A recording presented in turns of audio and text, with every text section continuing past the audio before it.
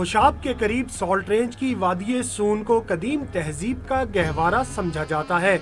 इस दिलकश वादी में तारीखी अहमियत के हामिल कई मकामात मौजूद हैं, जिनमें से एक नरसिंह फुआर है।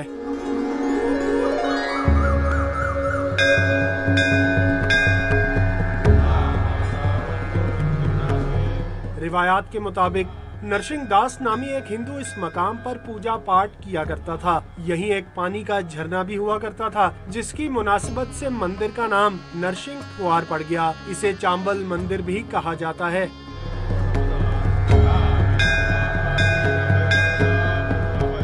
पहाड़ों के बीचों बीच कई एकड़ रकबे पर फैले बाग के वस्त में तामीर मंदिर आज भी अपनी असल शक्ल में मौजूद है, लेकिन मुनासिब देखभाल न होने के बाइस मंदिर के दरो दीवार खस्ता हाली का शिकार हैं।